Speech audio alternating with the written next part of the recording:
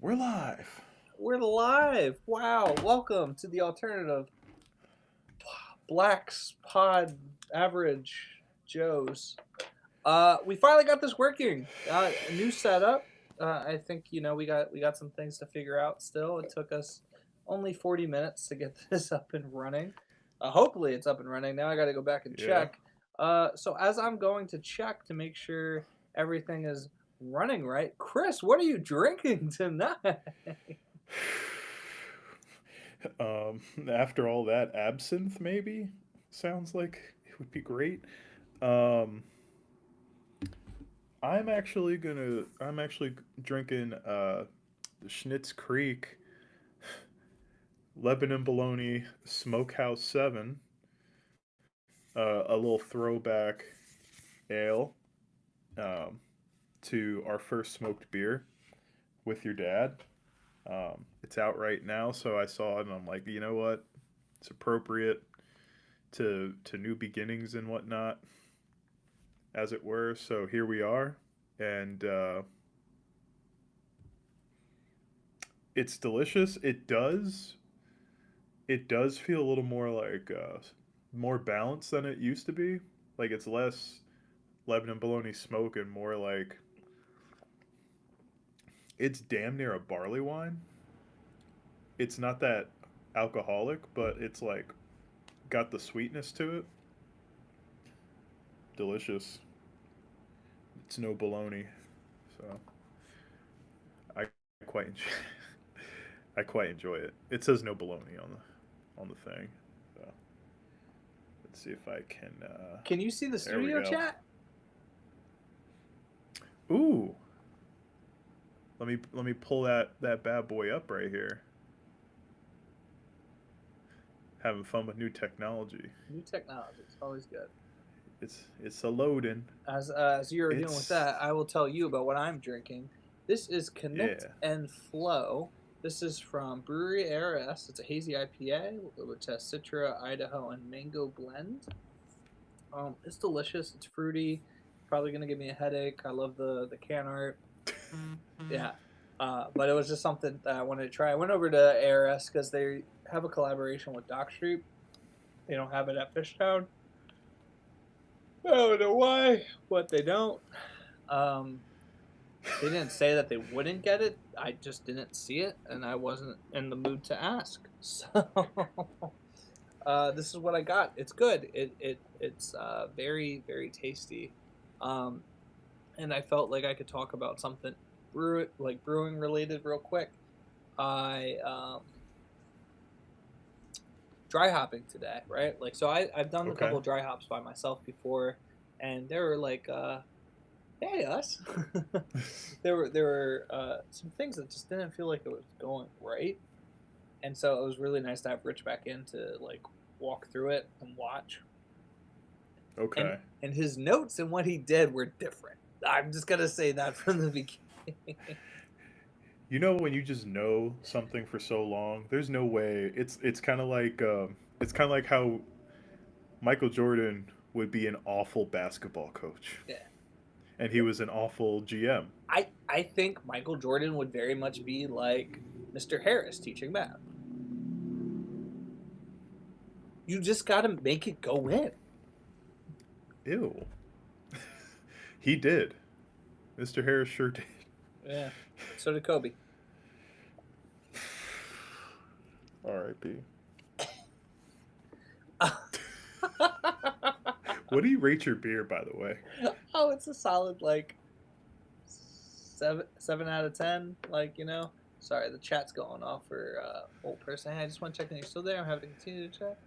No, you're good. We out here. We in there like swimwear. Um, yeah. So it's a good beer. It's solid. It's not like a home run. It's not like mid. It's really solid if you like juicy hazy IPAs. I mean, like this is your John, right? Like this is it. Um, Another note after this note. So like went through the process of like dry hopping everything, and we used a cryo hop, but it was a different cryo hop than normal. Oh, I just The so they all have like different strengths. It feels like, and this one was very much like a. We used 20 pounds of it, so two bags of 10 pounds. Usually like the regular hops, but thanks, Hannah. We're doing it.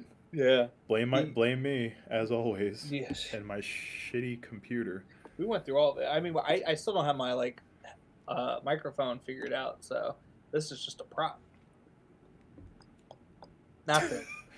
You know what? If your audio's so good though, you didn't even need to say that. We wouldn't have known. Right. It's We're taking all you a show. we're taking you backstage here at the Alternative Blacks. It's all a show. It's a sham. So like the potency kind of this hop blend is like 3 times the amount. So like you put in 20 pounds of hops and you get the equivalency of like the taste and like the effect of like 60 pounds of hops. Now usually the price isn't like a direct like 3-to-1 like comparison type of thing, but like right, you know it's gonna be different.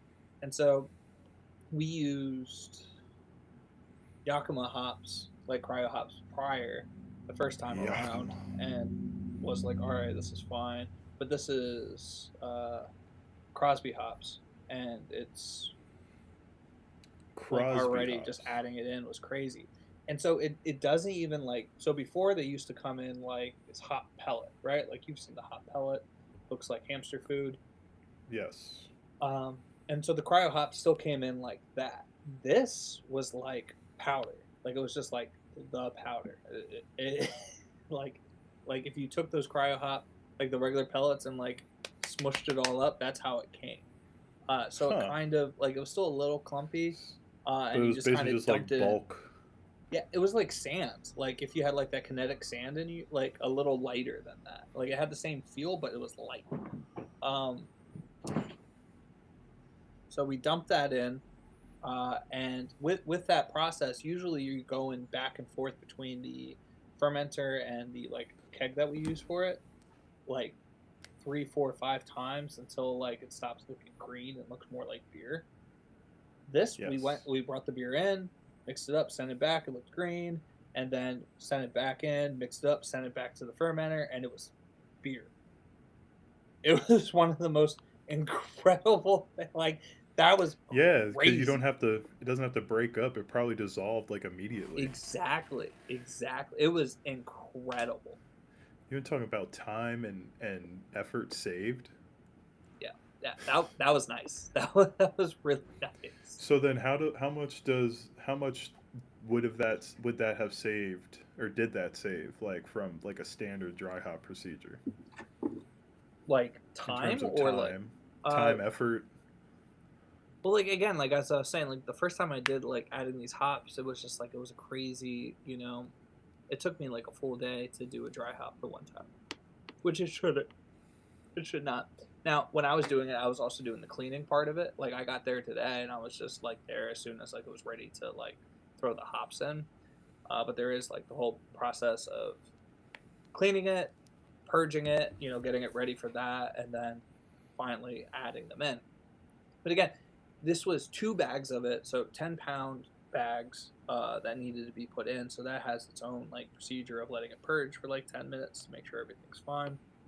That as much air is out as possible, and then you're able to start doing that back and forth, and then it's kind of the same process at each time you add like the bag. You're still going to always hit that like 10 minutes at least of purging to put after you put the hops in, and waiting to put it back in to purge out all those the oxygen.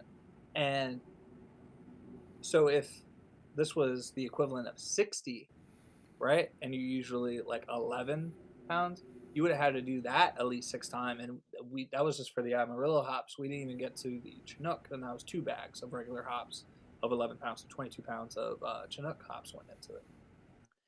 But so we would have been talking about at least 8 bags of hops with 10-minute purge periods. Not even the time it takes to go back and forth to actually get it in, which again would have been 6 to 4 times. We're talking about at least almost an hour and a half of just purging.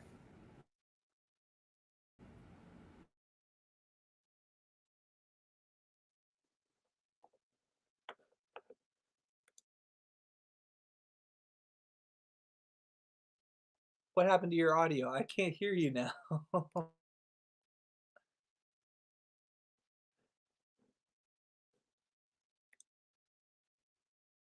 Nothing. Now you're there, and your Let's video's see what we back. got. Like your video went Okay. away. There was a change in your device. Started a new record. I don't know. Might have just been a little bit of a something went wrong and you aren't being recorded anymore.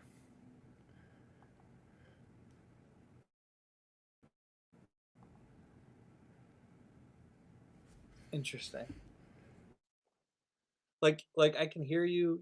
I see you a little bit, but then like your like audio will cut out. Your video will freeze.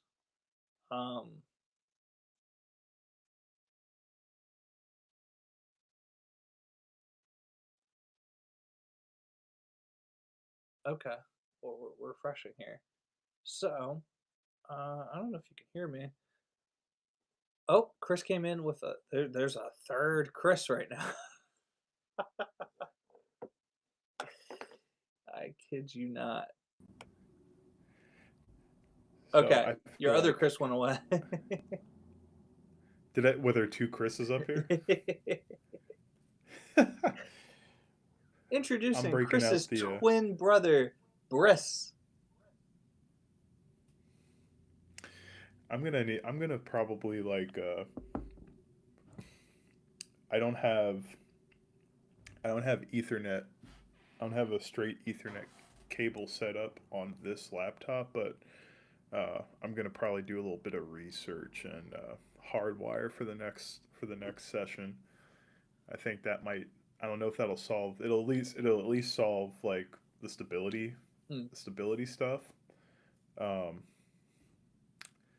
But before we were rudely interrupted by something randomly going wrong.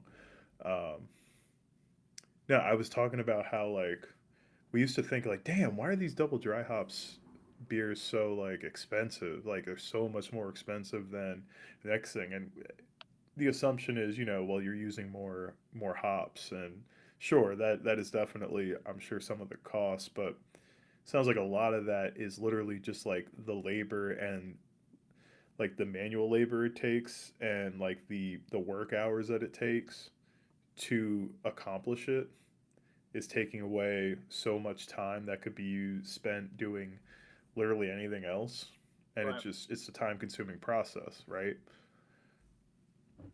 Yeah. It takes time, and it's just like, what else can you be doing during this?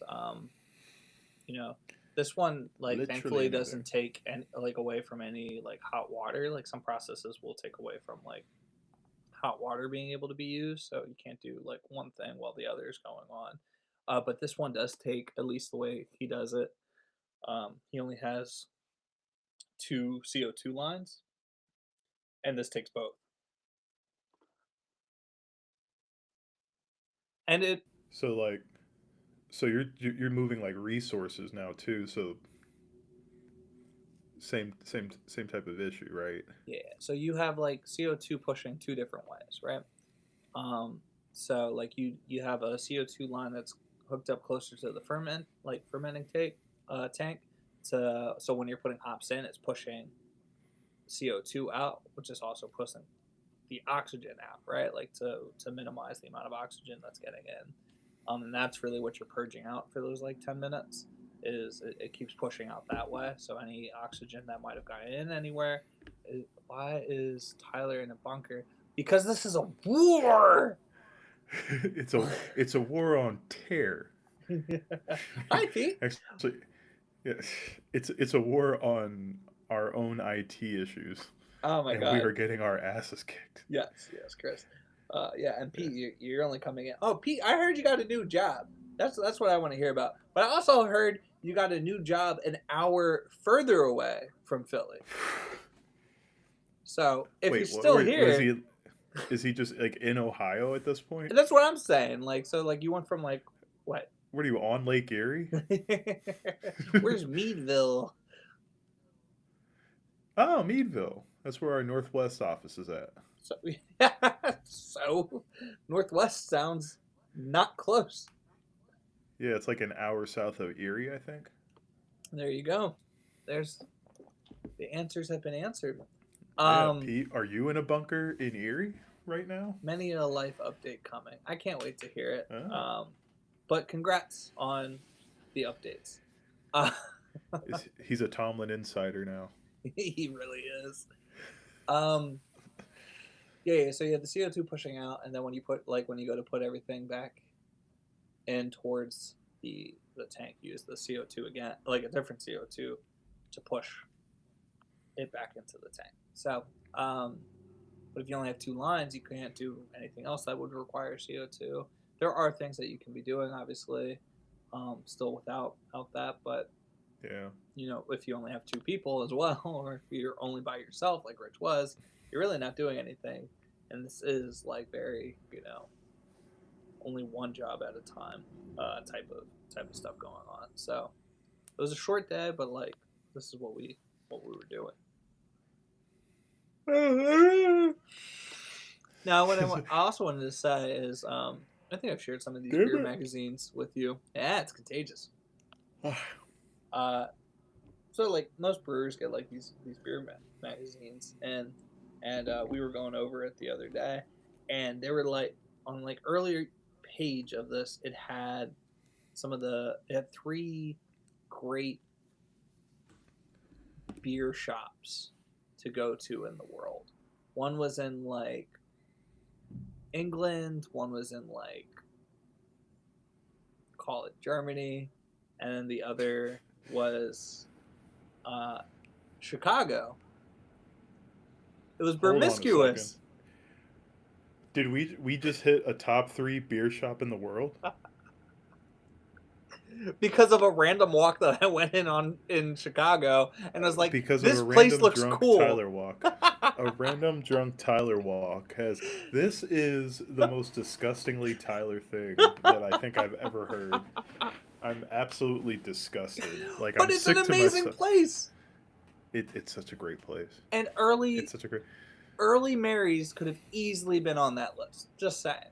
Oh my God! For that time, what was available at that time? 100%. Not early. I'm sorry, our early, because Mary's has been Early. around forever. Like that 2016, 15, 16 time frame, 15, 16, 17. Yeah. You want to hear another update? Tyler has a 6th sense, and 5 of those senses are to find a brewery. Absolutely.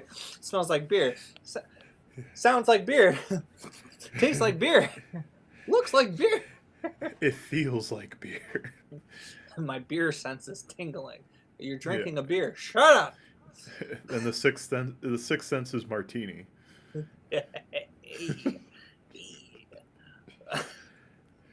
I got some gin for you. It's not good for a martini, but I got some gin for you. But is it good gin? It's good for a Negroni. It's good for a Negroni, and it's good for gin and tonics, without like needing like lime, cucumber, whatever. Okay. How about try it in a last word, because I've been drinking the hell out of those. I will try to get a last word in. Edgewise? Yeah, exactly. So update for early Alternative Black, like podcast episode ship. Corey Louigard left his job recently. As we know, he was doing like sales distribution. He had just been, when we talked to him, when we spoke with him, he had just started that venture. Yeah, and that was years ago, right? Many a year ago. Yeah, and so like he had left that, and so I was like, all right, cool. I'm gonna be looking out to see what happened. And then he got he posted, I guess yesterday might have been the first day. He is a on-premise sales team manager, Philadelphia region. for Penn Beverage, which does distribution, obviously. But they're the reason that you see Schilling in the area. They're the reason that you see Dancing Gnome in the area. And so I'm just Oh, curious. Does that mean that you're in the Philly area a lot more? Are you going to be traveling down to Philly area? Are you guys looking to move down, probably Bucks County? Like, yeah. what's going on? I want to know because I would love to see him again and talk shop and hear more about, the Yeah. distribution side of things because I mean that's something that obviously we're very curious about. 100%. Great mind, great guy. Mhm. Um, it is as a quick tangent and aside as I grab my next beer here.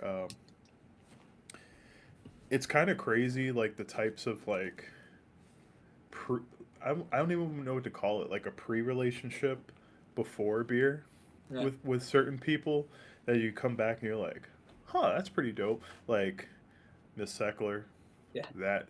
that one was always like that was always my favorite. Was just What do you like mean, a high school teacher?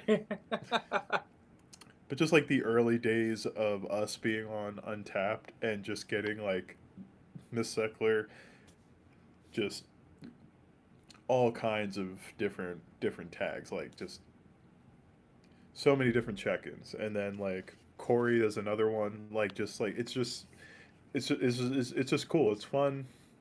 It kind of reminds you that like folks are people. Yeah, Because I feel like sometimes these like we don't really grasp adults when we're kids as people. that's true. You know? That's very true. I think one of the things that you had pointed out to me because like you had a job that you kind of like I had a were in. job. Yeah, yeah. But you're hey, nice glass. Thanks. How about that pour? Yeah, it's a Huh? great pour. Thank you. Um, but your job, right? Like you were kind of you were there. Like you were doing your thing. You you you kind of fell into a position that like something crazy would have to happen or a really good opportunity would have to happen that like foresee you leaving your job, right?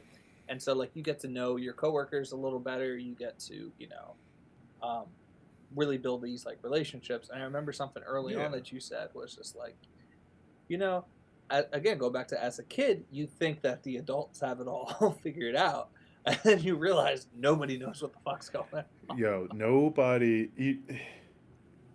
in my line of work. In my line of work, no.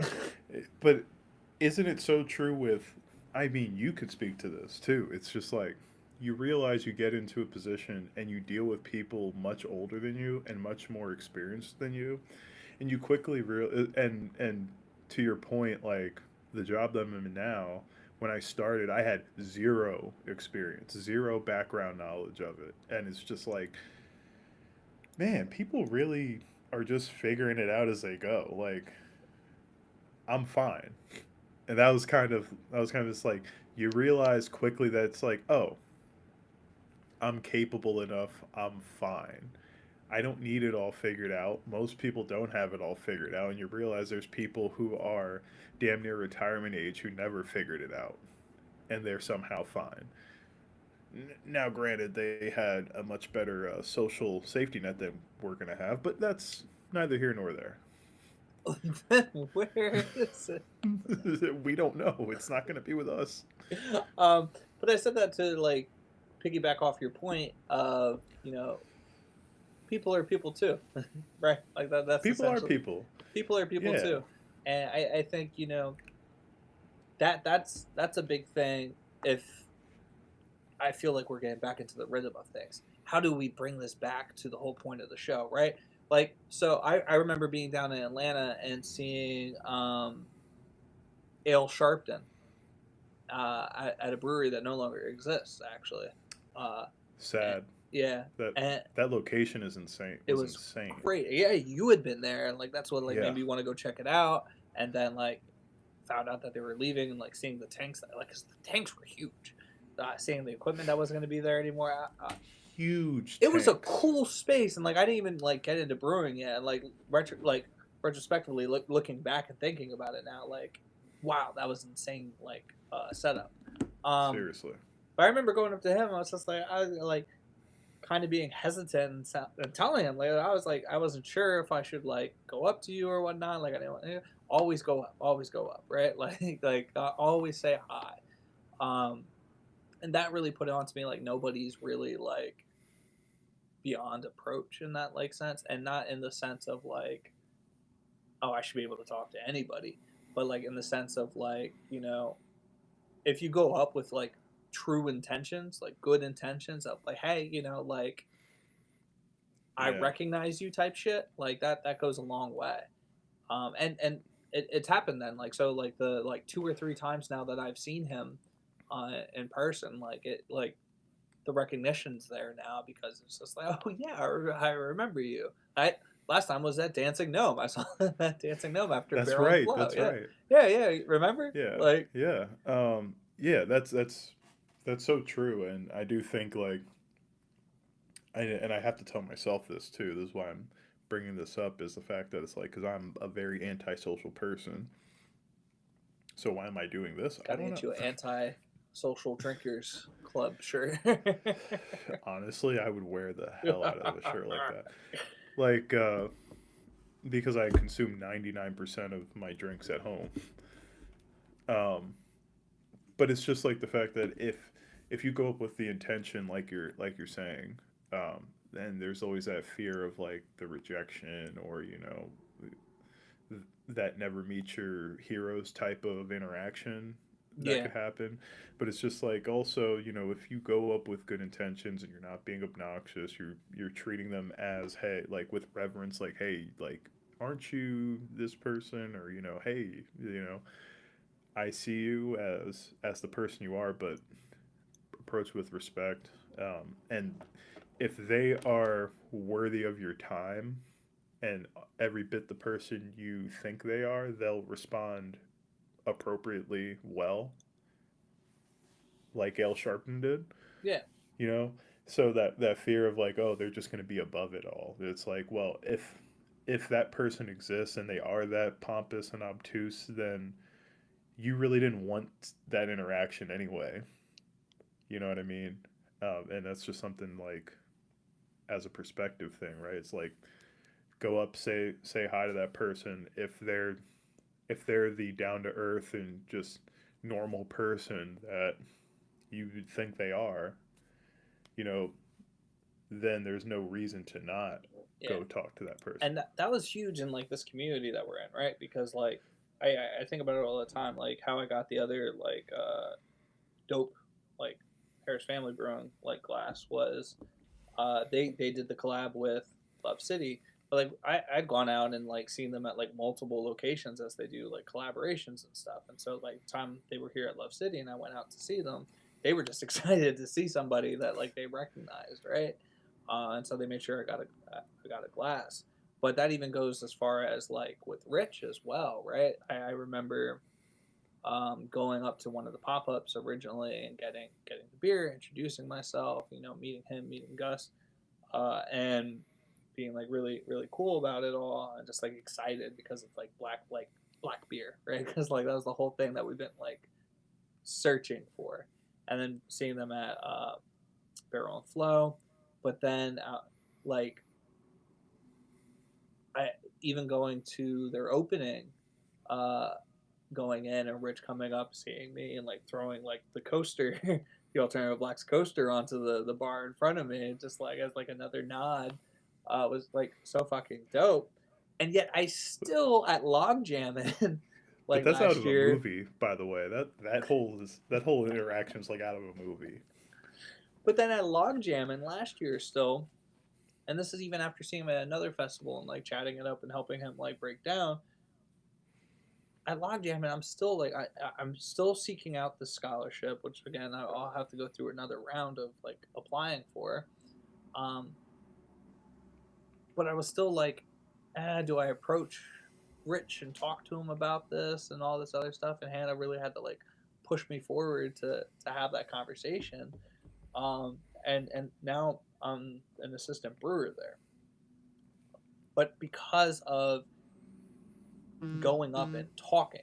Yeah, it took hands at the push, but like it really Yeah. is a.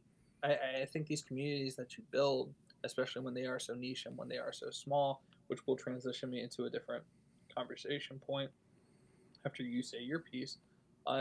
Like you have to go up and start these conversations, even if it's just, hey, what's up, and saying like, I see you, and you are being seen, and that matters, right? Like I think that's huge. I think we, in this community, just need to recognize that a little more because it doesn't have to be big.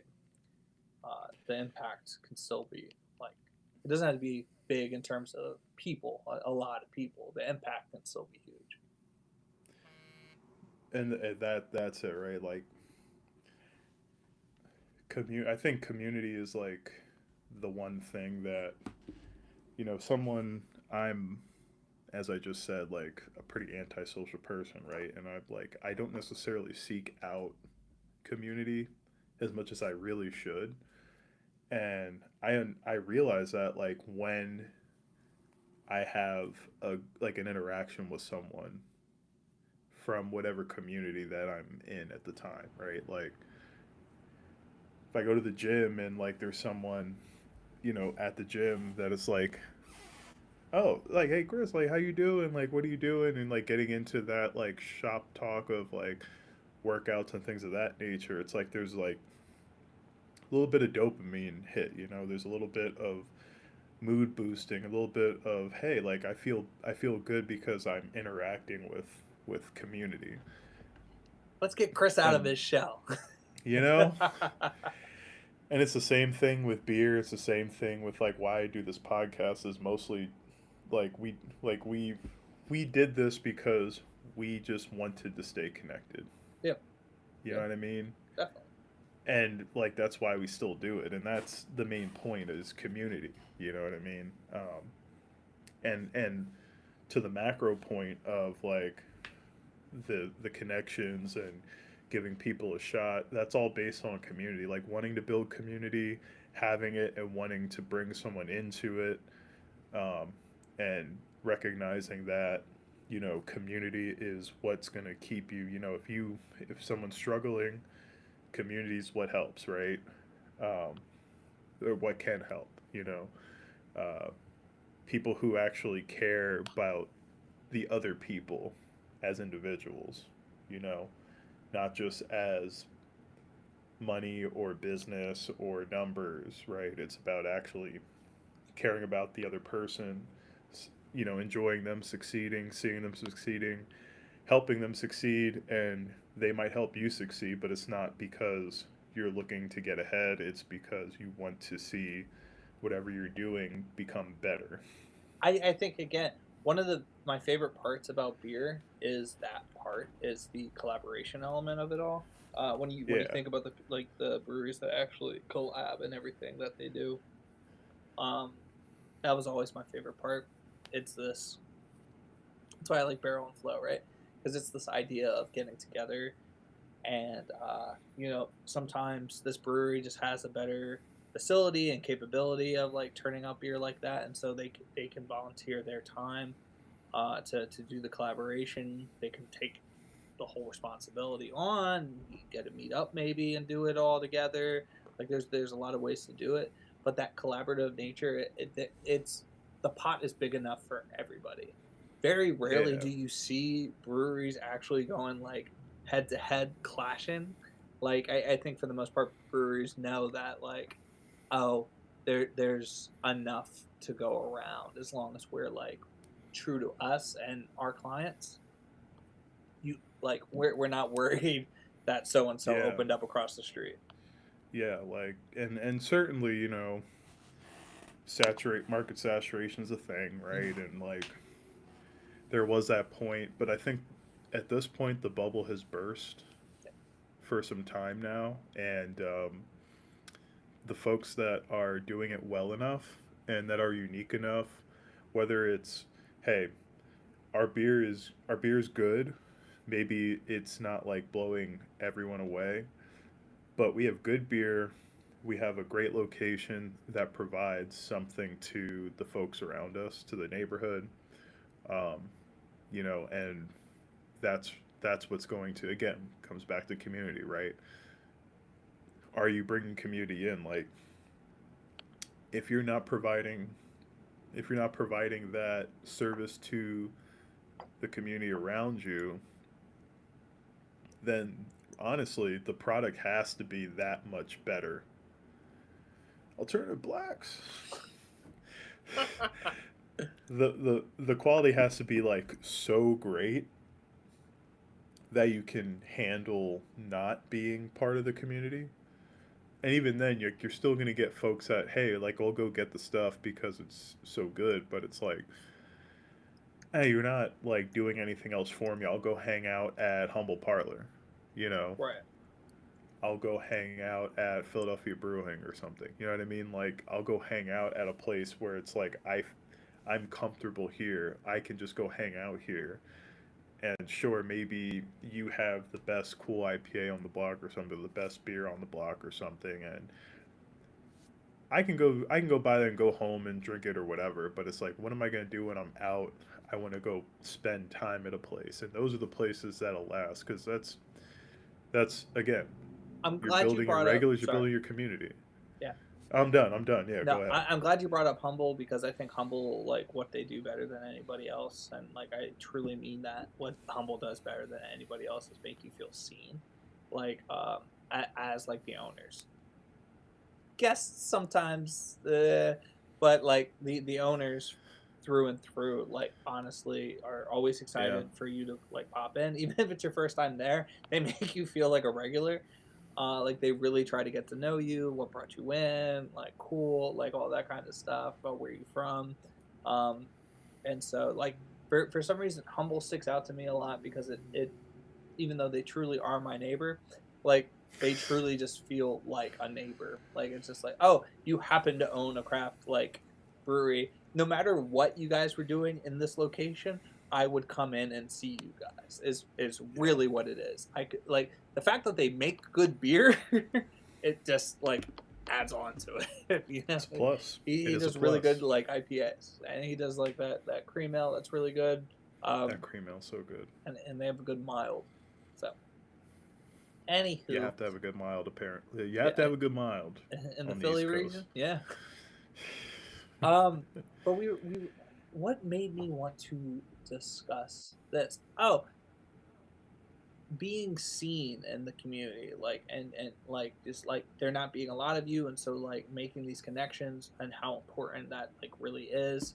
Like so again, the fact that the black craft beer community is so small, the impact of that community is so large because whenever you get together, you can kind of count on like, hey, you're gonna see the people from Crowns and Hops and they're gonna recognize you, and that's fucking cool because they're on the West Coast doing big things and still make you feel like seen all the way on the other side of the nation, right? Like that feels cool. Same with like Black Beer Traveler, like like whenever he jumps into a chat, great. But that's the whole like thing, right? Like the whole universe of the black craft beer experience, like going all the way to like the Netherlands with like Chris, right?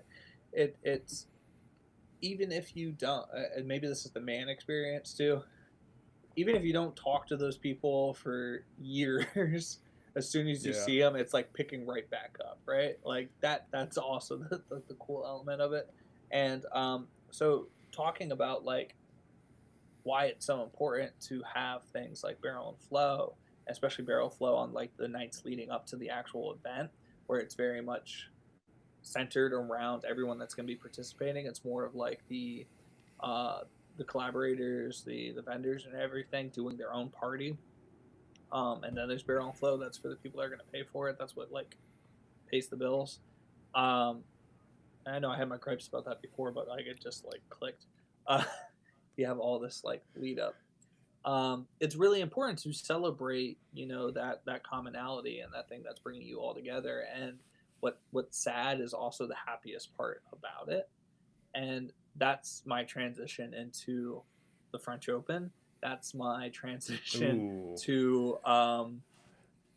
Osaka. Kind of, I feel like Osaka was really the mastermind behind this, throwing that black party. You know what I'm talking about? I did see that. I did Yeah. see that. So she was like, "Oh, Taylor, like Monfils, like she got a bunch of the black players together and said like, we're having a party up in the room. Get dressed. We're gonna have some cameras. Like let's do the thing." And there's this huge backlash on it. Oh, but it would be a problem if like the white players got to do it. And I was like, "You mean tennis?" Yeah, I was gonna say, you mean a regular tennis party? You Right? mean, Like, what are we talking about here? And like, her response is perfect. She goes, "Growing up, I didn't see people like me playing the sport, and now that I'm playing the sport and I have people like me, I want to celebrate and like be with those people." And I think that was very poignant. I felt like it was needed. I think it.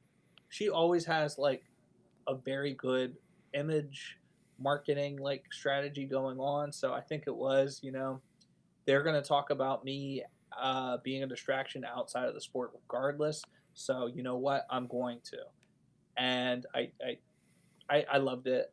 It's cool. Like, and again, like if I didn't, if it was for the fact that I didn't have cameras around, you wouldn't have said anything. But of course, I'm gonna have cameras around because why shouldn't I highlight this group of people for who they are, especially Monfils in his last yeah, French it's his Open. last year. It's his Did you last see year. that, by the way? Go off about the Osaka thing, and then let's talk about Monfils. You are ready to go. I could see. Um, well, 100%. There's some. Well, there's a couple of things here as you crack another beer. There's a couple of things here. Oh, quickly, this is my second beer here, which is the it's Anchorage. I knew it was. Anchorage Revenge. You could tell by the can art, right? Yes. Excuse me. Um,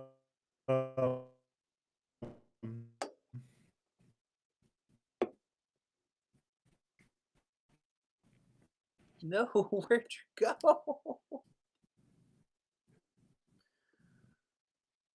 Oh no. tennis is There we go. Maybe. a weird sport. Can you see me? Can you All hear right, me? do it again. If you Tennis can is a hear me, weird I'm going to sport. keep talking. Yeah, tennis is a weird sport. Tennis is yeah, okay, yeah, we're right on track. This is a weird sport because like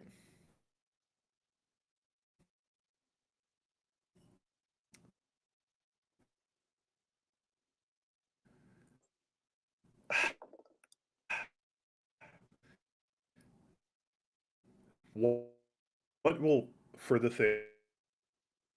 things that Osaka kind of pointed out. And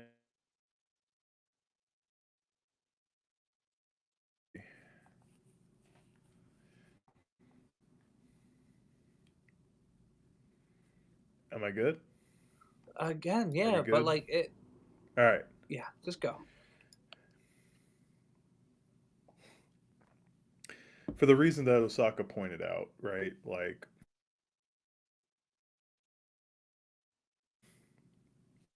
there aren't a lot of black issues in terms of like it's bad enough in America for black representation in certain things on a global scale with especially with a lot of folks that probably don't understand the history of why being black in a predominantly white sport is the way it is, and particularly for black people who grew up in America, being a very singular type of black experience.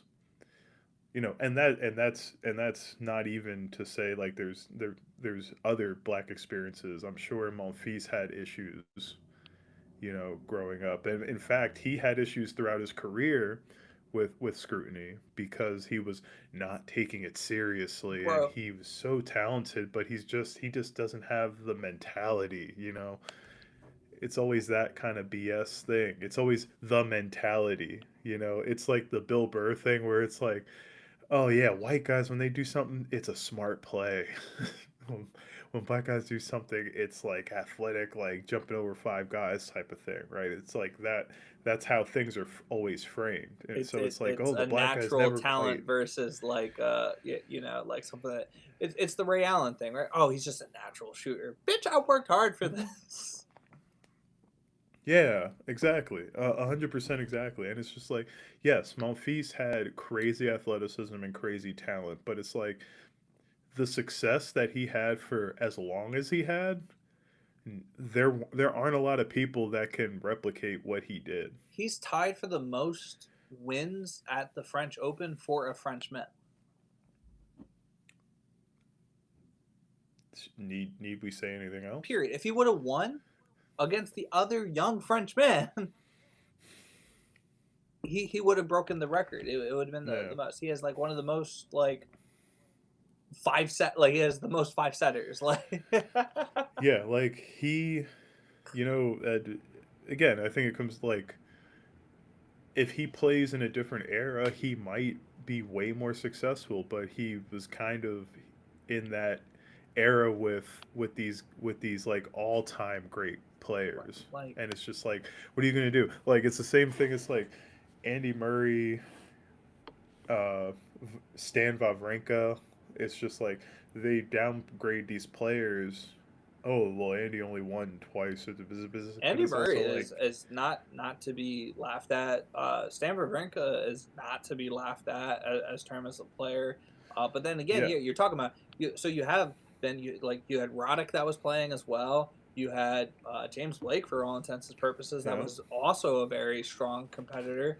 You you have Nadal, you have Federer, you had then Alcaraz come out of nowhere. You have Sinner, you have Djokovic playing. Like, when did he have a chance against dominant, yeah. And I absurdly think dominant players? And I think Monfils doesn't get enough credit um, for changing his game and altering his game as he got older, as much as like say like a Djokovic did. And sure, like the win success are different between the two, but it's like they're kind of on the same track of like there's a point when they were in their prime where it was just so physical, like they were physical, they were all over the place playing all this defense, exerting all this energy, and then they somehow at some point realize I'm getting older, I'm getting injured, I don't have the stamina, I need to change my tactics, and they still find success at this later age. Like Monfils became like what were the complaints when I started watching tennis back in like Mm-hmm. the teens, right? Like right out of college. That was like that was like the back half of Monfils's prime, right? When he was exerting himself Physically. too much, when he was Too much. too Exactly. flashy, too showy, like, and I want to And point this I out wouldn't too. even The most athletic person on tour since he started to now is still him. There are people who are in shape and who are great tennis players and that may be athletically more a better tennis player than him, maybe a better tennis athlete than him, but the best athlete on that court has and will have always been Monfils. Alcaraz is up there, I will say. Alcaraz But isn't Alcaraz able is to also jump up there and do a 21. 360 spin overhead slam. Mm-hmm. Never seen him do it. It's a good point. I don't know if Alcaraz has the ability to go full Superman dive to hit a ball, get up, and still play the point.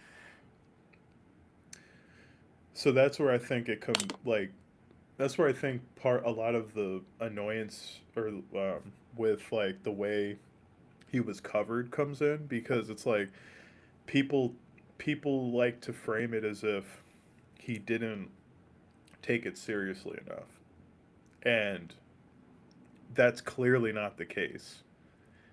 Like he took it maybe a little too seriously in certain spots, Mm-hmm. to the point where he didn't have enough gas in the tank to finish, these big matches. And I think that's kind of where it was like, but then there was a point where he adjusted and he found success, Mm-hmm. where he's obviously physically not where he was 10 years ago, but he's still finding this success even in the last couple of years Mm. because he has the acumen to adjust his game, and that's the one thing that people always complain to him about. So it's just like people always complain, and we always want to talk. Tennis people like to talk about like it's the top five greatest, and then it's like the top two or three in the era they're in, and no one else is worth a hill of beans apparently to anybody. Whereas like you put Monfils out there on any given day, he'll beat any player that ever lived. Like for one If it's match, like a like yeah, one match, perfect like situation where things are just going right. yeah, Yes, it's just like I have if no he's doubt. just completely flowing, like he could beat anybody, and the thing is, and that's where it's like you'll ask another tennis player, what would they tell you? They would tell you that they'll be like, if he's on, watch out, and that's where I like this Cause is the type of stuff where you like hearing about other players talking about players like Monfils, where yeah, it's like cause he can get to anything. He could he where did your camera go?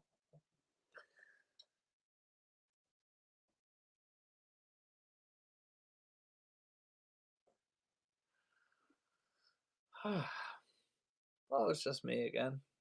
Anyway, Monfils, hands down, my favorite player of all time. It was always up there with him or what you call him. Oh boy, I love Songa, but like he outlasted Songa. So that was cool to see. But so watching this last, you know, you're coming in. Hopefully you can hear me. But watching this last hurrah was like pretty emotional. Yeah, of course he took it to a five setter.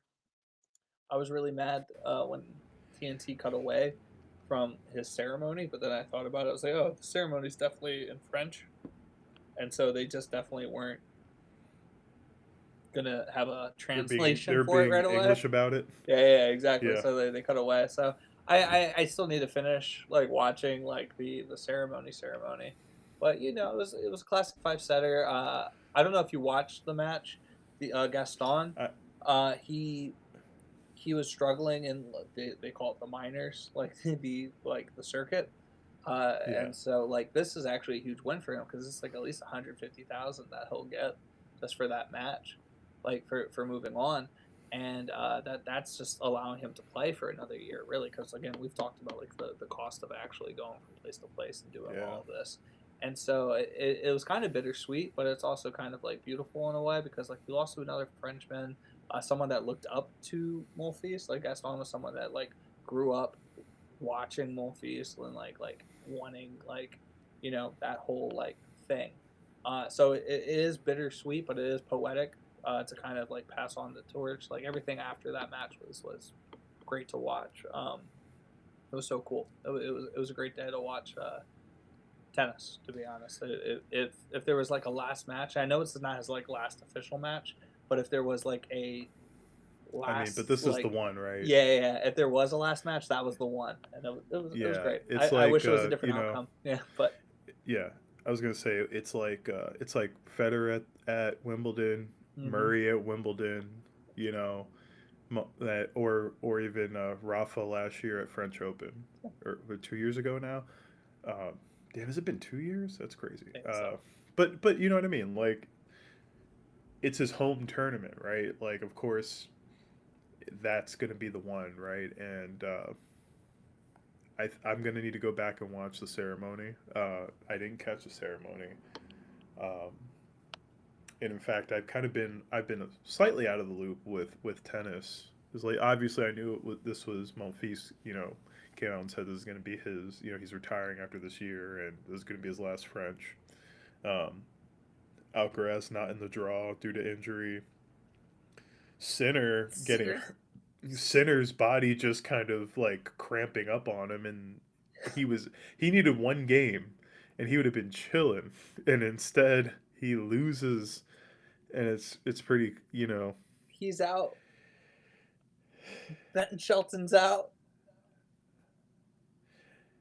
Shelton isn't made for Clay. I No, just think I think we're there. yeah. I'm waiting. If Djokovic finds a Djokovic way could do out, it. if now I want him He, out. it depends. Is if it's going to be between him and Zverev, I'd rather have Zverev can't do Djokovic. it. I'm convinced he can't do it. Even if he went up against me, he can't do it. Mentally, he's just going to start shanking balls into the I'm just gonna box. go ah, and he's gonna go. He's going to be like, He's gonna be like affinity match points away, and just lose. yes, yeah. So I'm not worried about Zverev. If Djokovic can find his way out, Tiafoe can do it. So many other people can do it. I just want somebody brand spanking fucking new to do it. Yeah. And you know what? I feel like the French is the one tournament where that is 100% like possible to happen because with the clay, you just get someone who's on a roll and it becomes so physical for someone like Djokovic. Like Djokovic can hang, but he's also like 40. So it's like there's a point where it's just like it's just like LeBron. Like it's like you're ridiculously in shape for your age, but at some point you still are your age and it'll come back down to earth, but you do need someone great enough to take it to that point too. So it's kind of like we'll see. We'll see. But, you know, this is what this I think this is what fans really truly want is like just the parody and the excitement of hey, is there a new star coming? Is there here someone else has got a chance? Is it going to be just some Cinderella We story? Like we want some hype people around like something, you know. yeah, And I think it's like yeah, okay, cool. Like Osaka had like dominance before, but now like Osaka playing well again, it's really fucking exciting. Like she looks in tip top shape. Coco looks in tip top shape. Like there are the people playing that got me excited about the game again. Like I was just like, yeah. okay, cool, because like these are the people that you wanted to root for. Like we're falling off for whatever reason. You know, Naomi had like a bunch of shit. Cool. Coco was You know, really fucking young. Cool to see all of them come back into like playing as like, oh no, like things will be like decided because of ability. This is cool. I wish Paolini was still around. yeah, the one thing, and since you brought it up, that I hate to see was Haley Baptiste. Do you see she tore her ACL in the It looked middle of like a it was a point, tendon thing. Like and it just looked like it. because she was moving, she hit the ball, and She all of was a looking sudden it so was just good. like everything left, We we watched and that first match and we were like, yeah, yeah. And then I saw that she went out because on a she walkover, and then I saw what happened. I was like, no, no. so yeah they an hour ago it is an ACL meniscus injury. Oh, It says injury, it doesn't say tear. okay, So, but that's horrible. yeah. That's just like extremely unfortunate because I feel like she could have made some waves in this tournament. Even I think Coco Gauff today was going against Sharif. Sheriff. It's an Egyptian player. Maya, I think is her first name. I'm excited to see Mm. what she does going forward too. I think she'll be a very interesting player to watch. Um, so tennis is getting exciting again. Is what I am getting at. I am very like the French Open. Like oh U.S. Open. Oh shit! I didn't tell you we got U.S. Open tickets. Did you? Yeah, we're going on like a Monday, like last Monday in August or something. You know, Oh, for like the first like an early round. early round, but we got Ash tickets. Yeah, Nice. yeah. Hell yeah. Ash is fun. Just don't Ash is fun when it's not 98 and humid, but Yeah, fuck it. You know, it's a night match ticket. Yeah. I said that too for that Shelton and Tiafo match. It was midnight and it was still 95 and humid. And I was sitting next to we were sitting next to a guy who he was basically Goron's brother. Like he had to be Goron's brother. He Like was he looked exactly Boron. like Boron was there. Uh, he was real good. He was real friendly and talking to us and stuff. But we were so fucking hot, up in the nosebleeds, and we were hot. Like it was just terrible. But anyway, yeah, Yeah. good times in Ash, man. The U.S. Open's a fun time, man. This was a fun time. Yeah, I feel better. Like it's like it probably is gonna be like there's no way you don't get a good match on Ash at night, like even the first round. So I'm excited. I gotta pee. It's been an hour. We successfully made it through an hour of this like format. We'll have to convene on this because we should we have like 14 days to decide. But I'm gonna try to publish this somewhere, and hold up, mark it. If you liked this format, if you took the time to like actually check it out, let us know. Feedback is cool. Do you want us to go back to IG? Do you want us to continue doing this? Would you rather see us do something else? Get back to regular episodes? Let us know. But until next time. Peace. Peace, motherfucker.